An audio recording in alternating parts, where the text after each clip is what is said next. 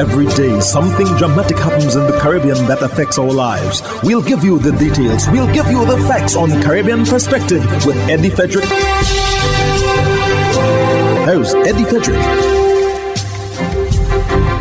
Welcome to Caribbean Perspective. So glad you can join us. The story that dominates in today's edition for Thursday, 24th April 2025, and brought to you in association with our friends at Antillean Group. Police issue stern warning to all and sundry this election season in Trinidad and Tobago. Details after this important message. Believe in our strength, we'll stand by you. Protection from all, perils big and small. Reassurance we give, it's so clear to see. Peace of mind, that's our service guarantee. We look after all our family. Yes, we do at every opportunity. Antillean Group, underwriters of all classes of insurance solutions for your protection and investment. Live well financially.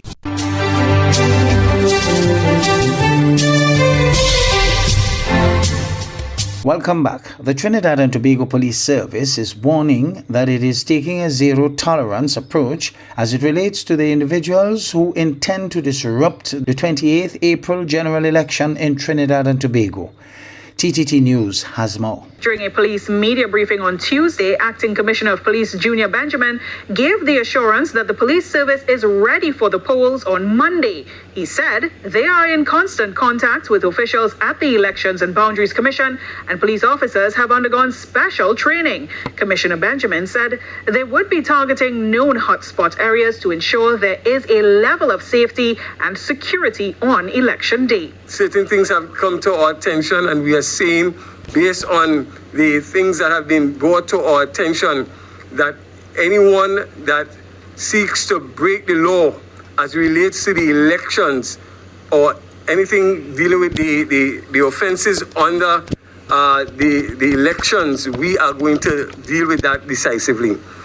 I want to make one final point as well, that the TTPS, as we seek to deploy our persons, we will be having officers in the various polling stations, and we will also be having persons, again, set out to look at the different areas. The acting police commissioner warned that anyone found in breach of the law will be dealt with accordingly. Deputy Commissioner of Police Operations and Co-Commander for Parliamentary Election 2025, Kurt Simon, noted there are 3,000 polling stations throughout Trinidad and Tobago. He said the TTPS will be working closely with the Defence Force to ensure there are no election issues. And he reminded of some of the election offences. But you are not allowed, after voting, to congregate in or near polling stations, and that is, you're not allowed then to be within the precincts of those buildings, and that would be 100 yards, which is approximately 91 meters, close to 100 meters, so you can average that. You are not allowed to influence persons to vote on that day. So persons who do campaigning, you can campaign up to Sunday and influence persons to vote. On polling day, you are not allowed to influence anyone to cast any ballot for any party.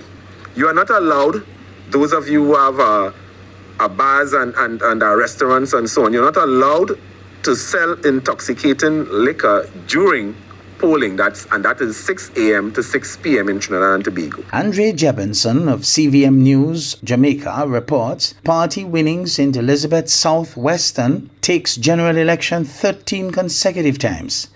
A seat to watch, which is always marginal. 13 out of 13 contested general elections since independence. The party that has won the St. Elizabeth Southwestern constituency has gone on to form government.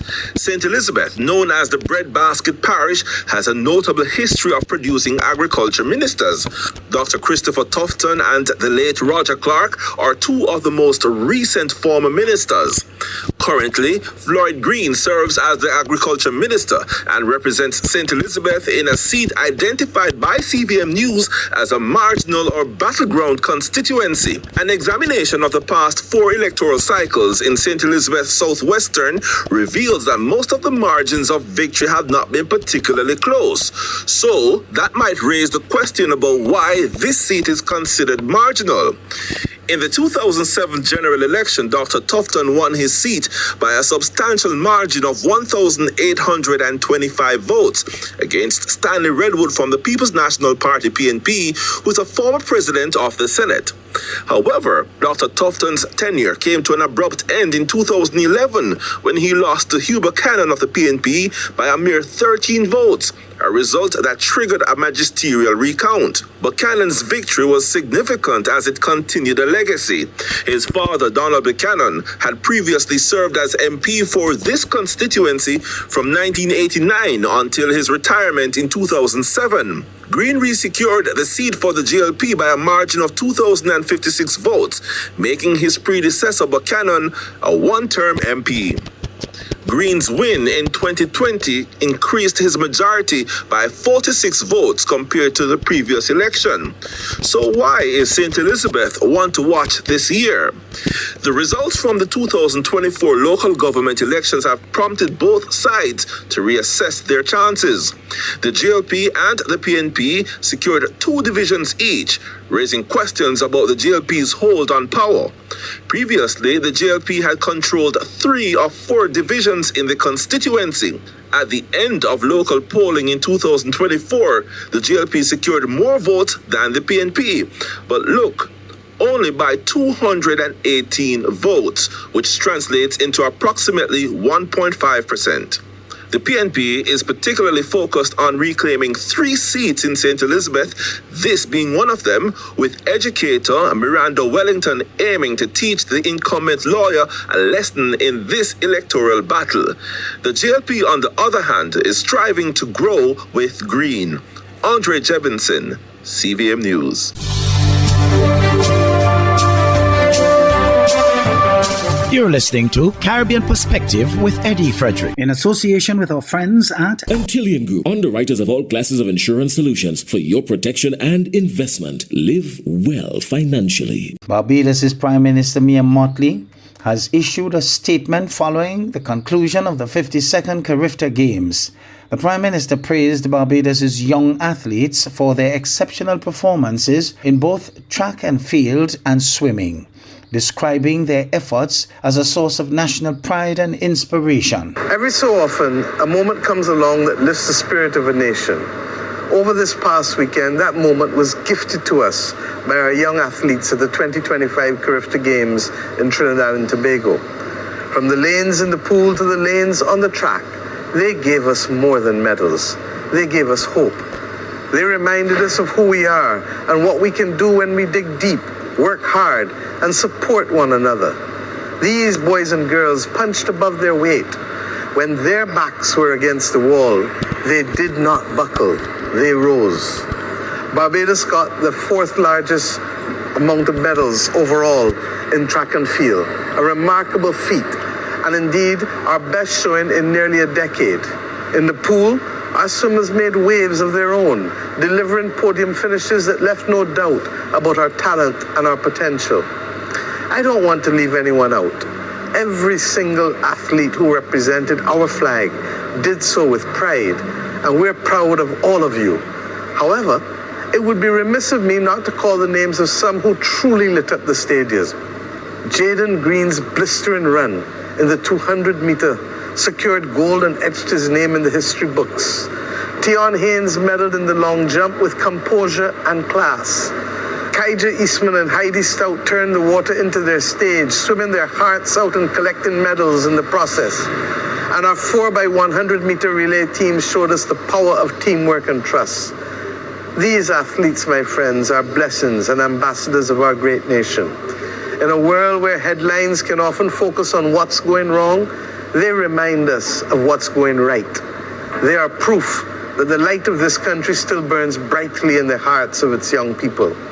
Let us uplift that light. Let us celebrate it. Let us support it, not just this week, but every day going forward. Let us stay focused and work on the goals that we have set individually and nationally. To all our Carifta athletes, you have done more than win. You have inspired. As Prime Minister, I say to you and your families and coaches, thank you. Thank you for showing us the best of who we are and the boldness of who we can be. And I want to say thank you to our administrators and to our clubs and schools. Your support and your strategic repositioning of the ecosystem necessary for success are all critical to our being the best that we can be. With all our love and pride, we salute you and urge you, stay focused. You can do it. We shall do it. It's now not a matter of if, but when a by-election will be held for the St. James North constituency in Barbados. This is after Member of Parliament for the area Edmund Hinkson submitted his letter of resignation to Parliament. It was addressed to and read by Speaker of the House of Assembly Senior Counsel His Honour Arthur Holder shortly after Tuesday's sitting began. Last December, Mr. Hinkson, who has served St. James North for 3 consecutive terms, announced he had no intention of running in the next general election, constitutionally due in 2027. In a statement issued after the announcement was read in Parliament, Mr. Hinkson said he remains committed to serving the country and the Barbados Labour Party in whatever capacity he is called upon to do so. The senior counsel notes that part of service is knowing when to pass the baton, and he now steps aside so a new generation of leadership can emerge, not in conflict but in continuity.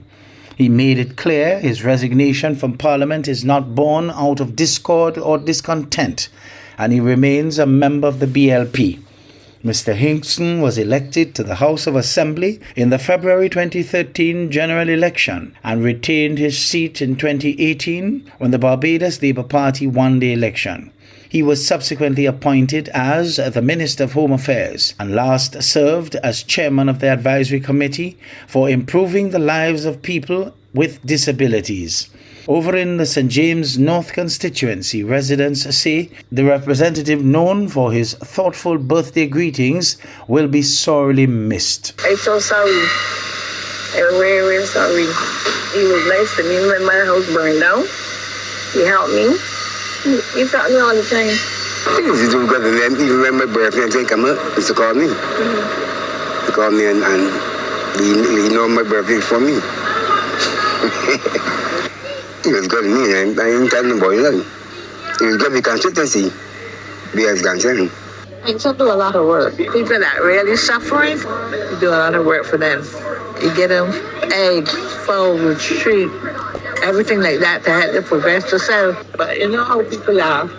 Some for it and some against it. Prime Minister of the Bahamas, Philip Davis, released a statement on Monday offering condolences on the passing of Pope Francis. More in this ZNS News item. Through a news release, the Prime Minister joins the global community in mourning the passing of His Holiness Pope Francis, a spiritual shepherd whose life was marked by humility, courage, and a deep commitment to humanity. The Prime Minister continued, I recall with great reverence my meeting with the Holy Father. In our exchange, his heart for the poor and suffering, his compassion for the displaced people of Haiti, and his concern for the existential threat of climate change revealed a man of profound faith who understood the urgency of justice in our time. The nation's chief says Pope Francis went beyond leading the Catholic Church. He opened its doors wider. His papacy recentered the Church's moral voice on the teachings of Jesus Christ. Love without exception, mercy without condition, and service without reward. He reminded us that the Church must walk with the wounded, speak for the voiceless, and care above all for the poor. The release further states that as the world reflects on his legacy, we remember his call to be stewards of the earth and protectors of the vulnerable. In the Caribbean, where the impacts of climate change are felt daily, his voice was among the loudest, calling for equity and responsibility. And in Haiti, he never turned away from suffering. He insisted we look closer, act bolder, and love deeper. In closing, he said, and I, together with the people of the Bahamas, extend our deepest condolences to the Catholic faithful, to the people of the Vatican and to all those touched by Pope Francis' remarkable ministry.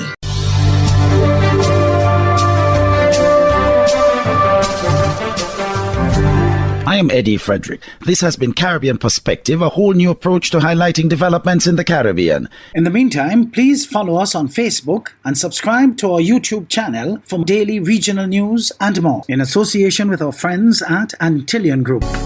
Believe in our strength, we'll stand by you. Protection from all perils, big and small. Reassurance we give, it's so glad to see. Peace of mind, that's our service guarantee.